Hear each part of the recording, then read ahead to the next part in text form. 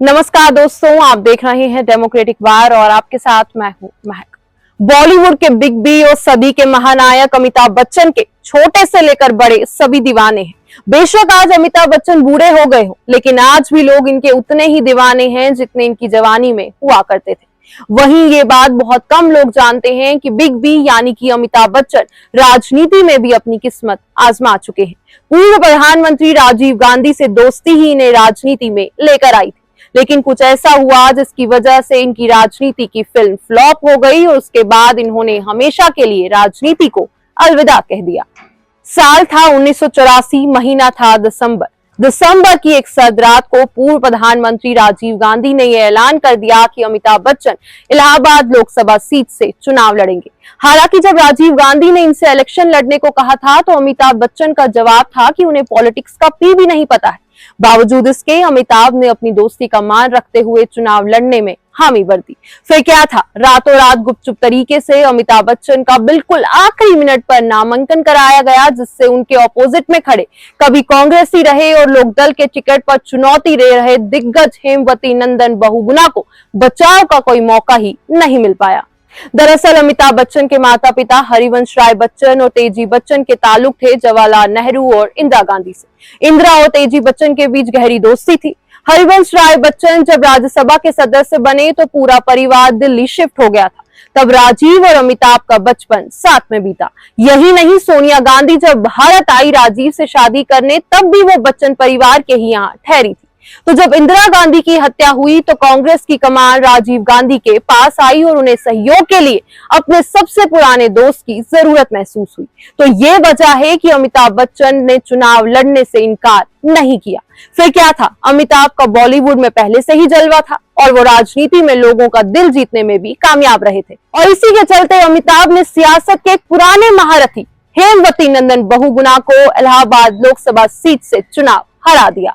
अमिताभ बच्चन का राजनीतिक सफर बेहद आसान होता, क्योंकि एक तो इनकी राजीव गांधी से बचपन से ही दोस्ती थी और दूसरा कि इनका पहले से ही अच्छा खासा नाम था, क्योंकि अमिताभ बच्चन एक फेमस सेलिब्रिटी थे। लेकिन अच्छा खासा स्टेटस होने के बावजूद भी अमिताभ को लगने लगा कि वो राजनीति के लिए नहीं बने। तो चलिए जानते हैं कि आखिर ऐसा क्या हुआ था जिसकी वजह से इन्होंने पॉलिटिक्स को हमेशा के लिए अलविदा कह दिया। दरअसल राजीव गांधी ने जब अमिताभ को इलाहाबाद लोकसभा सीट से खड़ा किया था, उस वक्त यूपी प्रदेश कांग्रेस के प्रमुख थे वीपी सिंह। यूपी कांग्रेस के प्रमुख थे, इसलिए टिकट बंटवारे में इनका अहम रोल था। इन्होंने भी यानी कि वीपी सिंह ने भी इलाहाबाद से अपना एक उम्मीदवार बनाया था, नाम था केपी तिवारी। लेकिन जब इनको पता चला कि इलाहाबाद लोकसभा सीट से राजीव गांधी ने अमिताभ बच्चन को मैदान में उतारा है, तो इन्होंने अपने उम्मीदवार का नाम वापस ले लिया। वहीं जब अमिताभ के इलाहाबाद में कदम पड़े तो कई कांग्रेसियों को झटका लगने लग गया, क्योंकि चुनाव जीतने के बाद वो अपनी शूटिंग से टाइम निकालकर अपने क्षेत्र की जनता के बीच पहुंच जाते थे। अमिताभ लोगों से संवाद करने का कोई भी मौका नहीं छोड़ते थे। क्षेत्र की हर योजना में इनकी दिलचस्पी रहती थी। ये एक अनोखी चीज थी कि अमिताभ जैसा सितारा सांसद के कामों में इतनी दिलचस्पी ले रहा था, लेकिन यही चीज कांग्रेस नेताओं के अंदर डर पैदा कर रही थी। इन कांग्रेस नेताओं में वीपी सिंह भी शामिल थे। दरअसल एक तो अमिताभ की राजीव गांधी से दोस्ती और दूसरा एक अच्छे सेलिब्रिटी, इन दोनों ही वजह से अमिताभ कांग्रेस नेताओं को कुछ खास पसंद नहीं आ रहे थे। उस वक्त वीपी सिंह भी एक अच्छे पद पर थे। वीपी सिंह को वित्त मंत्रालय जैसी बड़ी जिम्मेदारी दी गई थी, लेकिन उन्हें अमिताभ को देखकर असुरक्षा महसूस होने लगी थी। इसी असुरक्षा ने वीपी सिंह को अमिताभ बच्चन के सामने लाकर खड़ा कर दिया था। अमिताभ बच्चन एक ऐसे नेता थे जो अपनी क्षेत्र की जनता के लिए बहुत कुछ करना चाहते थे। वो हर सुख दुख में अपनी क्षेत्र की जनता के साथ खड़े होने वाले नेता थे।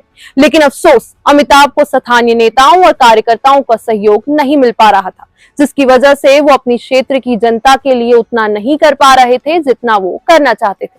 वहीं तब तक वीपी सिंह भी अमिताभ के खिलाफ खड़े हो गए थे। वीपी सिंह मीडिया को ये हिंट दे रहे थे कि अमिताभ बच्चन को लेकर कुछ तो गड़बड़ है। अमिताभ बच्चन पर तब ये आरोप लगाया गया कि ये उद्योगपति परिवार और राजीव गांधी के बीच मीडिएटर की भूमिका निभा रहे हैं। यहाँ तक तो अमिताभ ने सब आरोप सह लिए, लेकिन अब जो होने वाला था उसने अमिताभ को राजनीति छोड़ने पर मजबूर कर दिया। दरअसल इसी दौरान बोफोर्स घोटाला सामने निकल कर आया। फिर खबर उड़ाई गई कि अमिताभ ने राजीव गांधी की ओर से रिश्वत खाई है। इस घोटाले में हिंदुजा ब्रदर्स का नाम भी सामने आया, तो कहने वालों ने यहाँ तक लिंक तलाशा कि हिंदुजा भाइयों ने उन प्रोड्यूसर्स को फाइनेंस किया है जो अमिताभ को लेकर फिल्में बना रहे थे। ये बदनामी इतनी बड़ी थी कि अमिताभ ने संसद से ही इस्तीफा दे दिया। लेकिन अमिताभ के इस्तीफा देने से सवाल और तीखे हो गए और लोग ये पूछने लगे कि अमिताभ ने इस्तीफा दिया है या फिर राजीव गांधी ने इन्हें निकाल दिया है। वहीं अब तक वीपी सिंह खुलकर सामने आ गए थे। कांग्रेस से बगावत कर वो इलाहाबाद उपचुनाव में खड़े हुए और जीत हासिल की।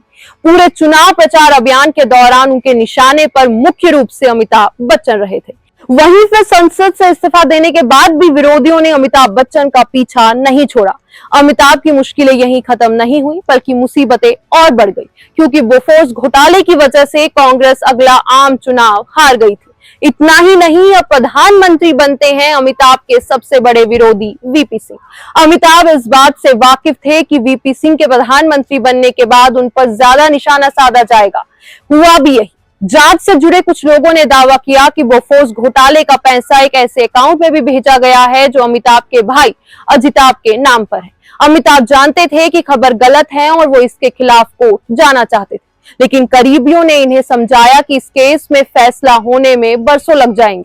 लेकिन ये खबर एक स्वीडिश अखबार ने भी पब्लिश की थी और उस अखबार का सर्कुलेशन इंग्लैंड में भी था।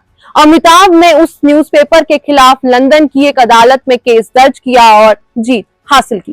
इलाहाबाद लोकसभा सीट से मिली जीत के बाद ये दूसरी जीत थी अमिताभ के नाम राजनीति में। वहीं फिर वीपी सिंह की सरकार बोफोर्स घोटाले में अमिताभ का कोई हाथ तलाश नहीं पाई। वहीं फिर जब चंद्रशेखर पीएम बने तो उन्होंने अमिताभ के मामले की फाइल हमेशा के लिए बंद कर दी। इसी के साथ अमिताभ बच्चन के राजनीतिक सफर का दी एंड हो गया और वो हमेशा के लिए राजनीति को अलविदा कह गए। ऐसे जो है अमिताभ बच्चन के राजनीति की फिल्म फ्लॉप हो गई। चलिए दोस्तों, फिलहाल के लिए इतना ही। अगली बार फिर करते हैं आपसे मुलाकात कुछ ऐसे ही दिलचस्प किस्सों के साथ। तब तक के लिए आप खुश रहिए, मजे में रहिए और साथ ही अब जाते जाते वीडियो को लाइक और चैनल को सब्सक्राइब जरूर करके जाइएगा।